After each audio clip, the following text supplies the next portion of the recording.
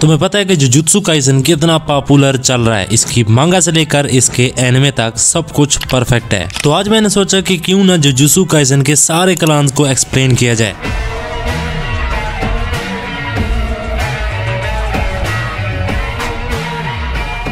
ये एक्चुअली में वो क्लान्स हैं जिनमें सोर्सरर्स अपनी इनहेरिटेड टेक्निक को जनरेशन में पास डाउन करते हैं, और जुजुत्सु काइसन के बिग 3 क्लैंस जिनके पास बहुत ही पावरफुल इनेट टेक्निक और कर्स टेक्निक हैं, और वो हैं ज़ेनिन क्लैन, कामो क्लैन एंड गोजो क्लैन। इनको बिग 3 इसलिए भी कहा जाता है क्योंकि ये 1000 साल से एग्जिस्ट करते आ रहे हैं, मतलब हैन एरा से। और तो और ये 3 क्लैन जापानीज गवर्नमेंट से भी कनेक्टेड हैं। ये 3 क्लैन मेमोरेंडम को एस्टेब्लिश करने के लिए बहुत इंपॉर्टेंट है। मेमोरेंडम मतलब जो जुजुत्सु सोल्जर्स के लिए रूल एंड रेगुलेशन बनाते हैं। इसमें एक पॉइंट नोट करने वाला ये है कि ये क्लैन्स इकट्ठे नहीं है बल्कि अलग अलग हैं, क्योंकि इनमें हर वक्त झगड़े चलते रहते हैं, क्योंकि ये एक दूसरे के राइवल हैं, specially Gojo clan and Zenin clan, जिनके पुराने हेड्स ने एक दूसरे को ही मार दिया था। तो अब एक्सप्लेन करते हैं बिग 3 क्लैन में से ज़ेनिन क्लैन को, जिनको कॉम्बैट ओरिएंटेड क्लैन भी कहते हैं। ये सिर्फ किसी से फाइट करने में ज्यादा दिलचस्पी रखते हैं, और इस क्लैन के बंदे पावर को बहुत ज्यादा वैल्यू और रिस्पेक्ट देते हैं। और तो और उन्होंने बैटल यूनिट भी बना रखे हैं जिससे जुजुत्सु वर्ल्ड को वो प्रोटेक्ट कर सकें। अच्छा, अब सारी बातें ध्यान से सुनना, क्योंकि ज़ेनिन क्लैन के यूनिट्स और इनके बंदे शायद तुम्हारे जहन में सही से बैठे ना,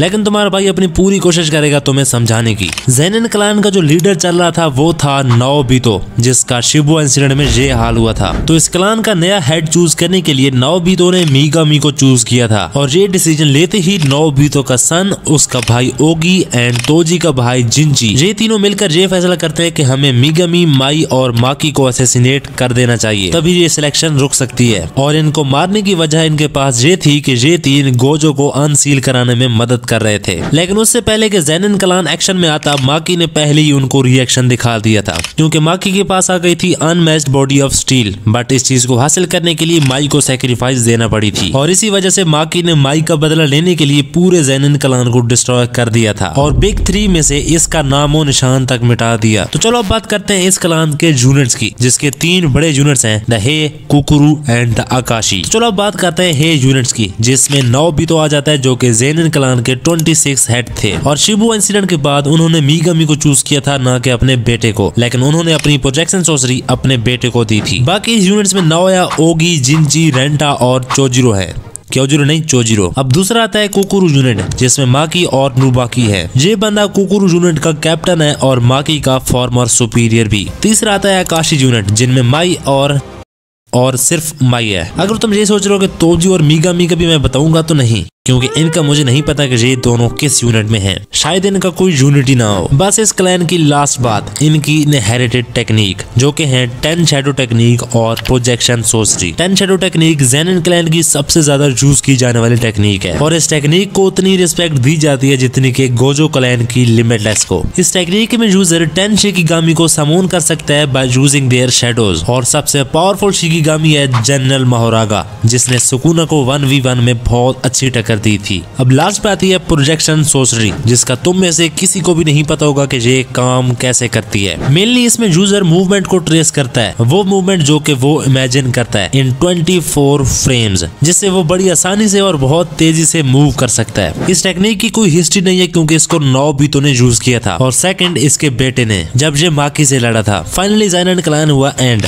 अब बात करते हैं गोजो क्लैन की। सातोरो गोजो क्लैन का हेड है, और 400 साल में पैदा होने वाला वो बंदा है जिसके पास लिमिटलेस और 6 आइज की पावर दोनों मौजूद हैं, और मॉडर्न एरा में सबसे स्ट्रॉन्गेस्ट सोर्सरर माना जाता है सुकुना के काटने से पहले तक। गोजो क्लैन सुगुवारा क्लैन के डिसेंडेंट है, जो कि जापान के बिग 3 स्पिरिट में से है। गोजो के पास इतनी बड़ी पावर होने की वजह से ये कभी कभी सेल्फिशली एक्ट करता है, रूजी और जूता जैसे बंदों को बचाकर। तो अब बात करते हैं गोजो क्लैन की इनहेरिटेड टेक्निक्स को, जो कि है लिमिटलेस और 6 आइज। लिमिटलेस तो गोजो क्लैन की बहुत ही ज्यादा पावरफुल टेक्निक है, जिसमें इन्फिनिटी को कंट्रोल किया जाता है। इसकी एबिलिटी ये है कि ये किसी भी चीज को अट्रैक्ट या रिपेल कर सकती है। दूसरी है 6 आइज, जो कि बहुत ही रेयर है, मतलब इतनी रेयर के 400 साल में सिर्फ गोजो के पास ही ये टेक्निक आई है जिसमें यूजर कर्स एनर्जी को डिटेक्ट कर सकता है और कर्स टेक्निक को अपोज। 6 आइज की मदद से यूजर कर्स एनर्जी को एटॉमिक लेवल तक भी कंट्रोल कर सकता है और यही तो गोजो करता है। नेक्स्ट आता है कामो क्लैन, जो कि बहुत ही ज्यादा इंपॉर्टेंस रखता है जुजुत्सु काइसन वर्ल्ड में, क्योंकि ये भी 1000 ईयर से चलता आ रहा है। तो कामो क्लैन में 2 बंदे हैं जिनके नाम सेम है लेकिन काम बिल्कुल डिफरेंट। एक था जे वाला नोरितोशी कामो और एक है जे वाला नोरितोशी कामो। पुराने वाला नोरितोशी कामो एक्चुअली में केनजाकू था जिसने इसकी बॉडी पे कंट्रोल हासिल कर लिया था और इसने एक ह्यूमन वुमन को कर्स स्पिरिट पैदा करने पे मजबूर कर दिया था, मतलब कर्स वॉर्म